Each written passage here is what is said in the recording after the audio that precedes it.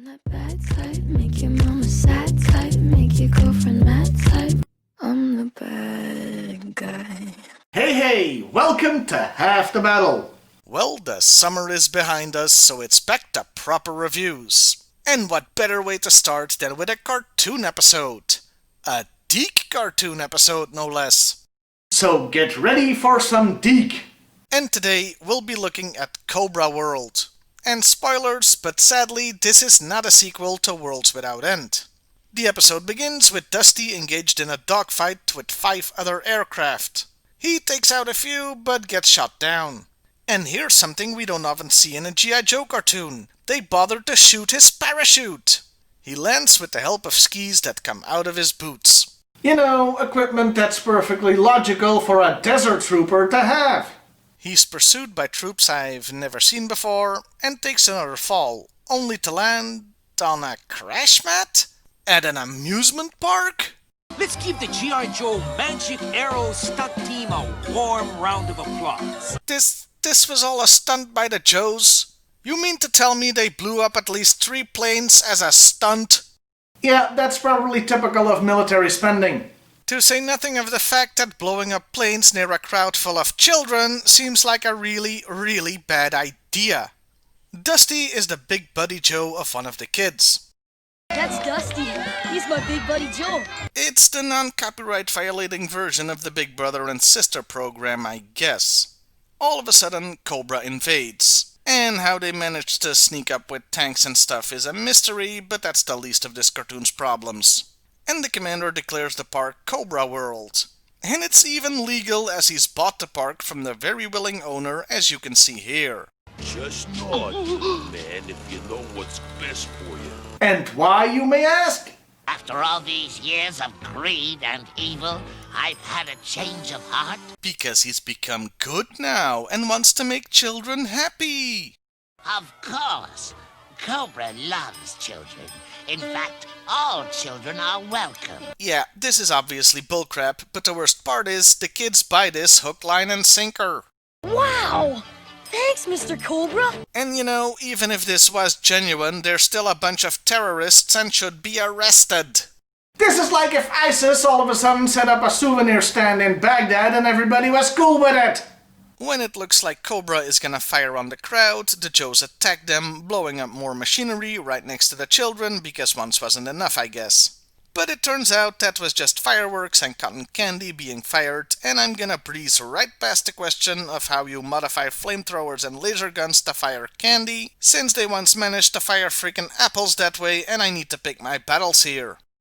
Cobra Commander's the best. Hey, thanks, Mr. C. I don't think I want you to be my big buddy Joe anymore. And this is the dumbest kid in the history of G.I. Joe, no, in the history of cartoons even. Scott Tracker wasn't as dumb as this guy. You're the one who always says not to judge people too soon. Yeah, let's give Cobra Commander a chance. Never mind the huge list of crimes he's committed, the documented evil he's done, and all that. Kid, he's pretty much established as not being good. He's the bad guy. Duh. Anyway, both Dusty and Grunt get chewed out by Duke. No way, Dusty. You and Grunt are grounded until further notice. Okay, first, Duke has taken a few sips of that dumbass juice too. And second, they're grounded? Like they're freaking teenagers or something? I know this cartoon was aimed at younger kids, but you can use terms like confined to base or something. Meanwhile, the commander explains what this charade is all about. The theme park is right next to Fort Knox. Fort Hobbs. Sorry, Fort Hogs I mean. Fort Hogs, really? And they are using the park to make a tunnel to all the gold stored there. I'm guessing they didn't just call it Fort Knox because A, having a theme park right next to that would be stupid, and B, they already robbed Fort Knox in the Sunbow cartoon in a much more realistic way. That's right, I'm calling the Sunbow cartoon realistic. Well, compared to the Deke one anyway, so it's all relative. Dusty and Grunt sneak out of Joe headquarters to investigate, though I don't understand why the rest of the Joe team, who aren't grounded, aren't keeping tabs on Cobra Commander, since he's clearly still evil and a bad guy. Duh. And they find the digging site straight away. Oh, that's some great emotive voice work there, guys. I really believed you were swinging there. Fort Hobbs. Now I get it. Or is it called Fort Hobbs? Yeah, the quality of this VHS and the dubbing is so bad, I can't be sure. And I couldn't find a synopsis of this episode anywhere online. I guess because nobody besides me is stupid enough to do a deep dive into this cartoon.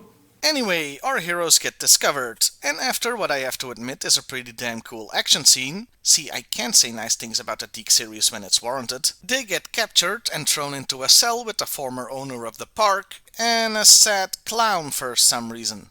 Cobra proceeds down the tunnel, which was supposed to lead straight to the vault, but due to a miscalculation, they end up outside the fort.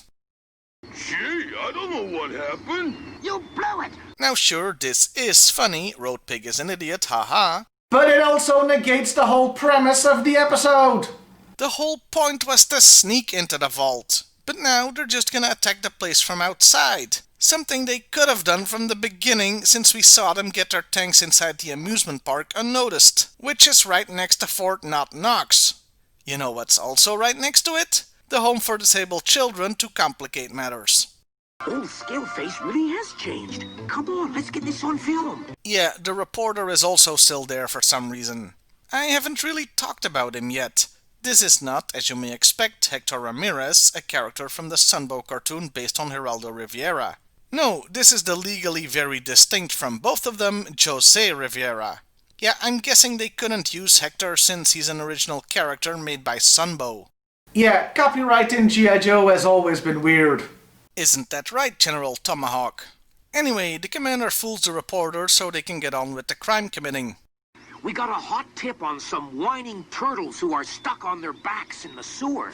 Was that a freaking Ninja Turtles reference? Yeah, that's a little less funny when you remember the Ninja Turtles were one of the many contributing factors that led to the G.I. Joe toy line being cancelled in 1994. And it's only now that the dumbass kid finally realizes Cobra Commander is in fact a bad guy. We're here to steal the gold! Dusty was right about that sleazy snake breath. The kid manages to get away from them and Cobra's attack begins. I gotta find Dusty and warn the Joes. Yeah, kid, you gotta warn the Joes, because the entire base under attack doesn't have a single phone line or a radio to call for help. The sad part is that sarcastic comment I just made is actually true. Yeah, nobody defending the base calls for help. They reach the gold and decide the best way to get it out of the vault is by melting it with flamethrowers. I was gonna rant here, but after doing some research, it turns out this isn't completely ridiculous. The melting point of gold is 1064 degrees Celsius, and an average flamethrower produces about 1000 degrees in heat, so I can believe Cobra has a souped-up version that could melt gold. And the gold melting point is lower than the steel cage surrounding it, so this is a plausible solution. Until you remember they could have just blown up the cages with all the material they had. So they suck up the melted gold and turn it back into bricks with Cobra Commander's face on them, which I have to admit is a nice touch. While this is going on, the kid sneaks on board one of the gold transports and they head back to their lair. And after this turns into an episode of Scooby-Doo for a few moments, the kid finds Dusty and Grunt and frees them. Dusty, I'm sorry. I thought... Forget it, Jess. We all make mistakes. Your mistakes are up there though, kid. As they're getting out, the rest of the Joes arrive? How? Easy. I called them. When? No, seriously, when? I guess this happened after he got away from Cobra, but we never saw that. So a battle breaks out, and it's pretty cool how Cobra have used the park to hide their weapons. Too bad the same thing happened with Zartan at the end of Revenge of Cobra, so that's two things they ripped off from Sunbow. Since this is a battle between G.I. Joe and Cobra, I might as well recap how the Washington Generals did against the Globetrotters, so of course the Joes win. Cobra Commander plans his escape, and sweating through a mask doesn't work like that. Trust me, I know! And the day is saved. The guy gets his spark back, and Cobra Commander escapes wearing a silly costume because dignity has no place anywhere near the Deke series. But what about the sad clown? What happened to the sad clown? That's an important question this episode fails to answer. And that was Cobra World. In a word, exhausting. Seriously, getting through a Deke episode is such a slog, I had to turn this into a Billie Eilish tribute just to stay sane. The humor is insulting to even the smallest child, the animation and sound quality is to say the least subpar, and the plot falls apart if you think about it for more than a millisecond. It did have some good fight scenes. That's the only nice thing I can say. Well, that, and it was nice to get some representation with the kid in a wheelchair. Too bad he was as dumb as a sack of bricks. Also, the episode made it intentionally obvious from the start that Cobra Commander wasn't turning good. It would have been better if they had at least attempted to make it seem sincere. That way the kid wouldn't have come off as such an idiot. It would have added some great intrigue to the episode, and maybe it would have humanized Cobra Commander a little bit, at least for a short while. Cobra World, more like Cobra Worst. Well, I'll see you next time, everybody. And hey, why not like, share, and subscribe if that's your thing? Wakanda forever!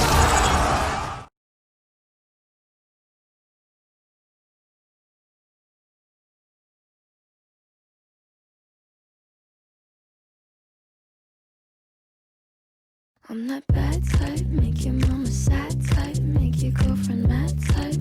I'm the bad guy. Yeah, using a Billie Eilish reference, I'm hip with the cool kids now.